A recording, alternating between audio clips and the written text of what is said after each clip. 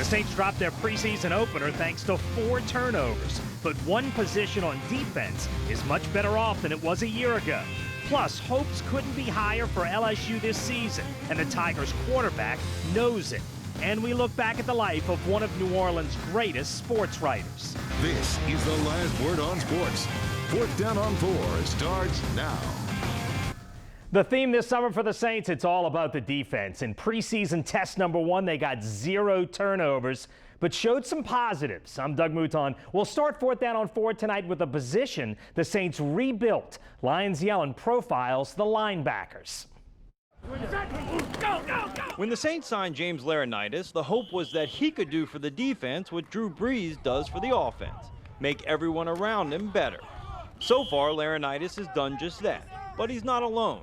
The revamped group of linebackers that now also includes Nate Stupar and Craig Robertson is having a dramatic effect on the defense at every level. Now that we moved Howard in and got Steph outside at Sam, and we got a veteran Mike in the middle that knows the defense, been playing in this defense all his career. So, I mean, we got somebody that really can dictate where we need to be and set us up for plays. Perhaps the best example of that came against the Patriots. Although Laurinaitis couldn't quite complete the sack, he was able to force Garoppolo right into the outstretched arms of Kasim Edebali. It's the type of swarming defense Dennis Allen wants, and exactly what the Saints offense is practiced against every day. They're smart players. You know, whether the angles they take, just the positions that they set themselves up in, they seem like they're always around the ball, whether if it's in the air or it's on the ground. You know, they rally to the ball really well, and it's exciting to see.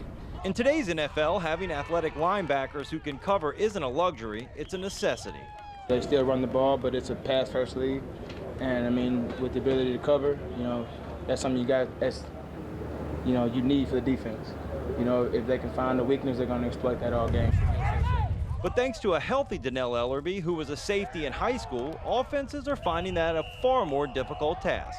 I have a lot of pride in that because, I mean, being a linebacker, they see you as a mismatch, especially linebacker on the receiver or linebacker on the tight end or something like that. So when you're able to go out and put up and, I ain't gonna say lockdown, but you're able to do your job, I mean, it's a plus. You don't handicap the defense. Now, Sean Payton said Stephon Anthony's injury isn't as serious as they initially thought, and they expect he'll be back sooner rather than later. But even before he was hurt against New England, new additions Nate Stupar and Craig Robertson were already pushing him and were competing for meaningful reps. Robertson's started a number of games last year. Stupar the same way in our own division. So I think we've helped ourselves in that area, and that's encouraging because they're going to be on the field for a lot of snaps. Lyons Yellen, 4th Down on 4. Next up for the Saints, a trip to Houston, which will look a lot like last week's trip to Massachusetts. The practices against the Patriots went well. The game, not so much, as Leslie Spoon reports. The Saints lost to the Patriots in their preseason opener. After the game, Sean Payton couldn't see past the turnover ratio.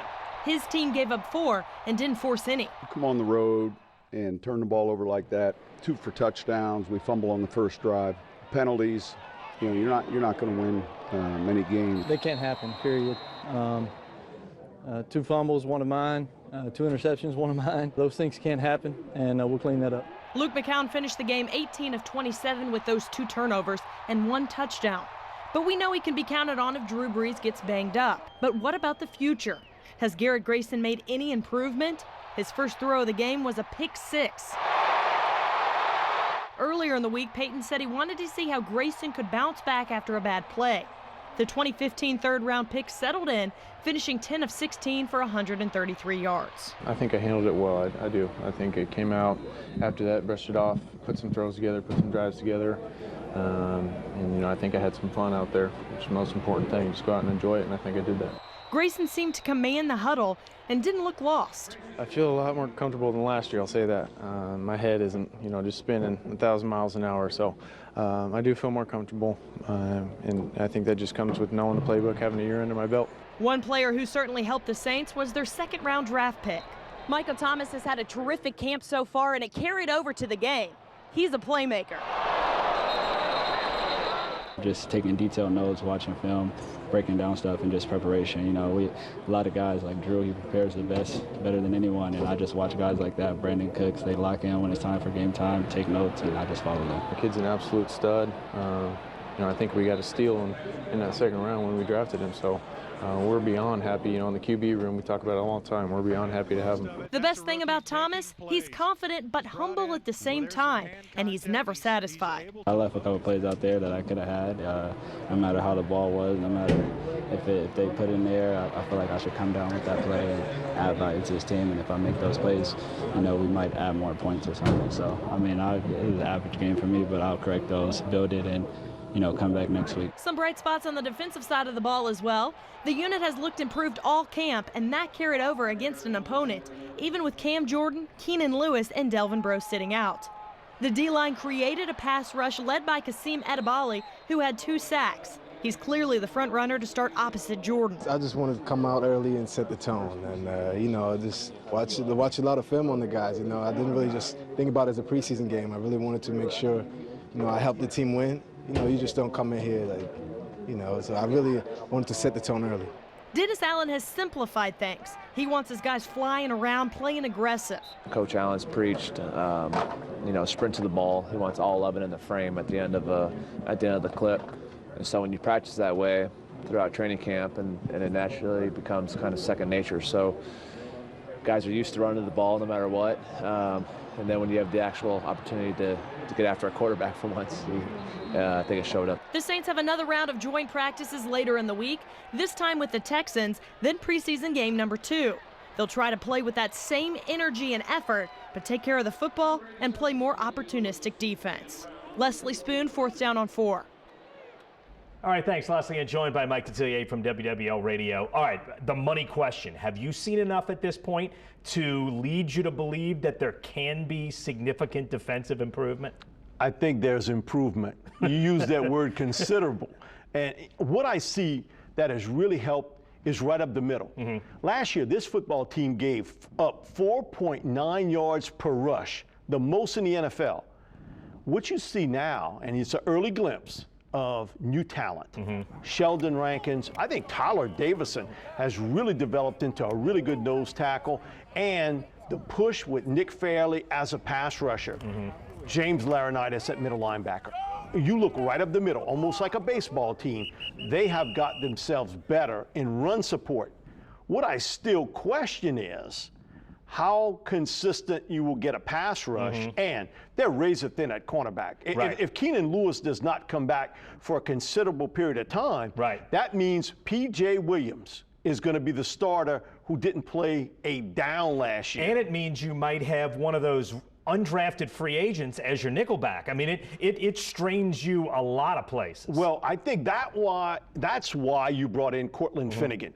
He takes the place of Kyle Wilson, who you lost even before training camp even hit. On offense, though, I love what they've done with the weapons. I think the weapons are significantly better with Mike Thomas and Kobe Fleener. Agreed? Yeah. When I look at Mike Thomas today, he looks a lot like Alshon Jeffrey, coming out of South Carolina, going to the Bears. A big target wide receiver with speed.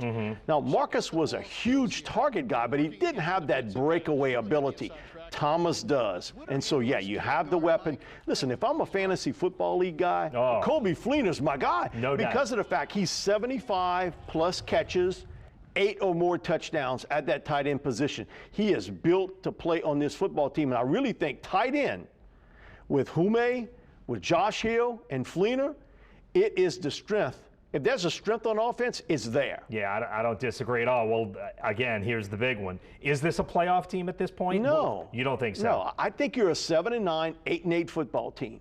You have a tougher schedule than you did a year ago, and question marks. Pass rush, and the other big question mark you didn't bring up front offensive line. Sure. You got to say, hey, listen, that guard play was not real good. And you're paper thin up there. Real thin, and the lack of a running game. It's not that you have to have a great running game, but you have to have it when you need it. And again, I question that point. I think they have 3 teams all jammed up the same in the NFC South. The Tampa Bay Bucks, Saints, Falcons. Yeah, no doubt about it. All right, Mike, hang with us. We want to talk LSU football when we come back with more 4th Down on 4 in a minute.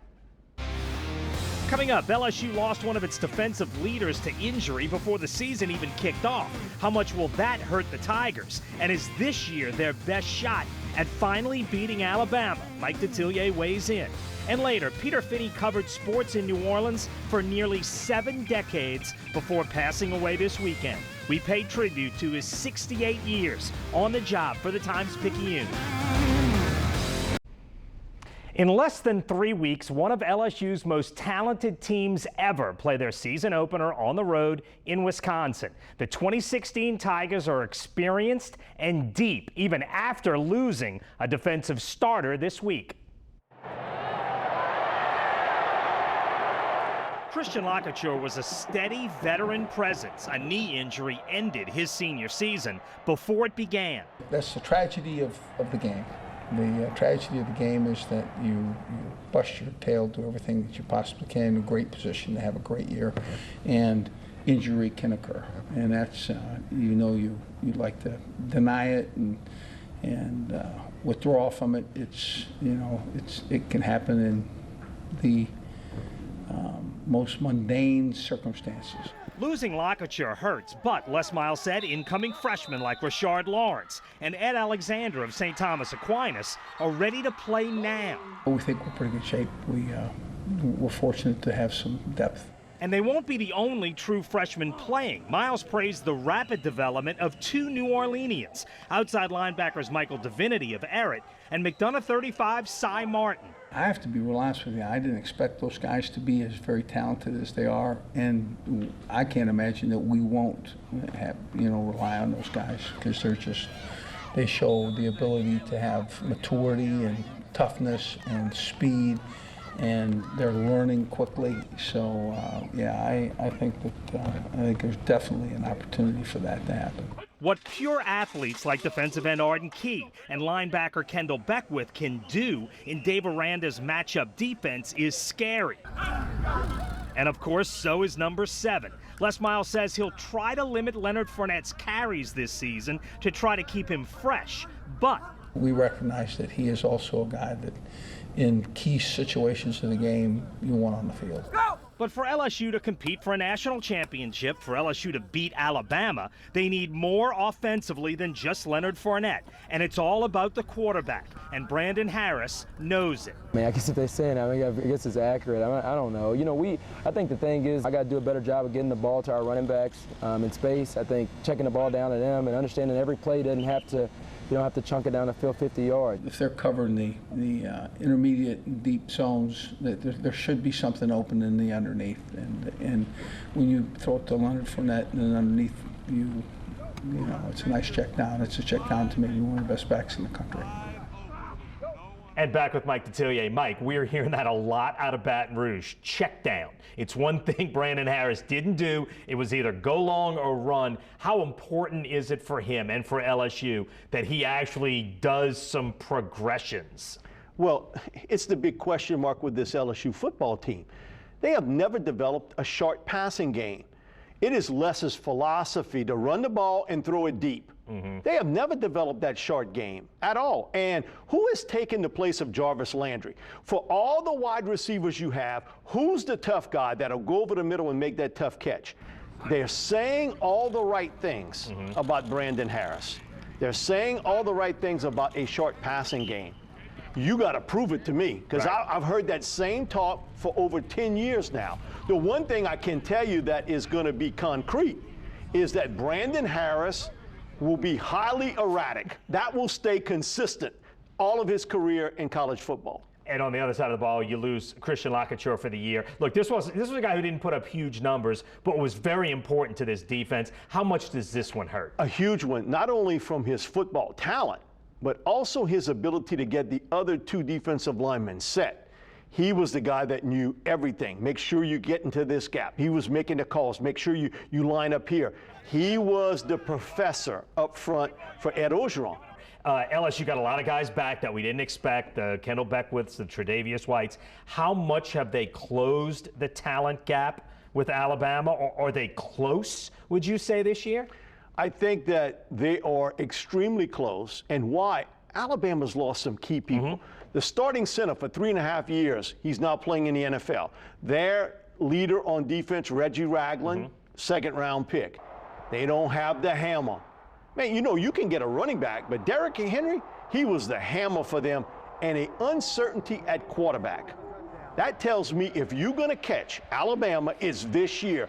All chips in. And you know what? I actually got my money, my own cash, to say this is the year I think LSU wins the West, gets to the SEC championship game. And if they get to the SEC championship game, that gets them in line to get to the Final Four. I think there'll be a Final Four team. I think they beat Tennessee in the SEC championship game, but it is all chips in. It comes down to two things.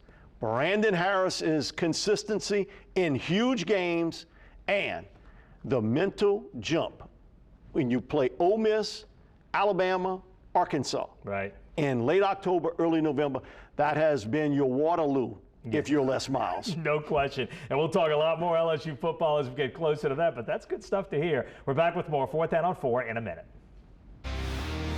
Still ahead, our tribute to Times-Picayune sports writer Peter Finney, who spent 68 years covering New Orleans sports with a distinct, unique style. That story when we come back.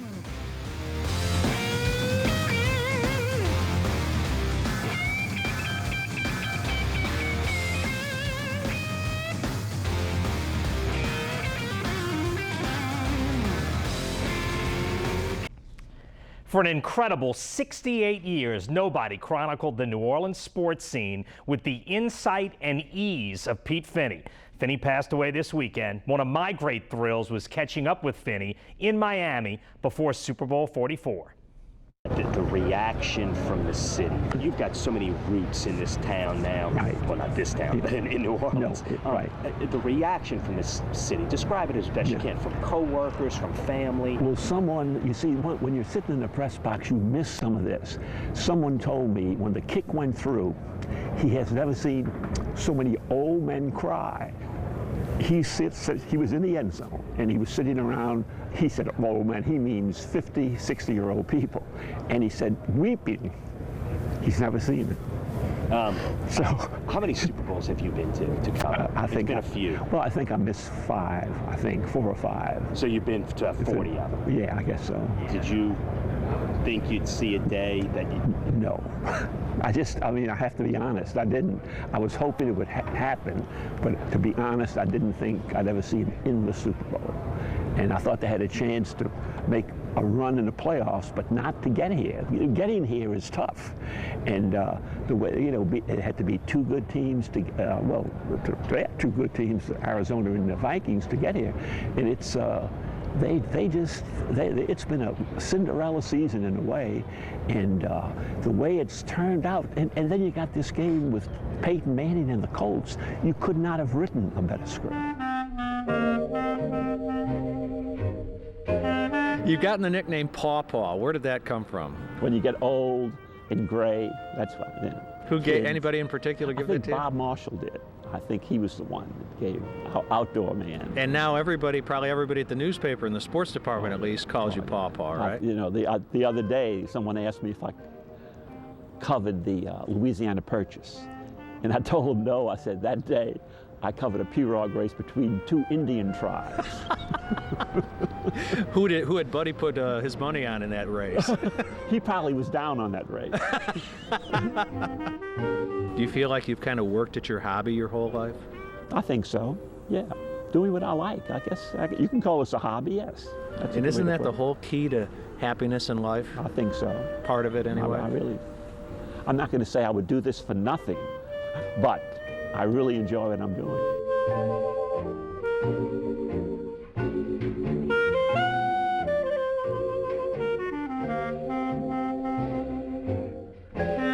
But it's, good. I have a good family, a great wife, and it's been easy. Life has been easy. And the job, I love the job, and I just like to keep going until we'll see. So but in writing comes easy. Sometimes you do okay, sometimes you don't, but I don't sweat it anymore. When you finish writing a column and it's behind you, and you think it might be okay, and that gives you a feeling of contentment. So I guess that would be, but then when you finish one, you're looking ahead to the next one. So it keeps you going.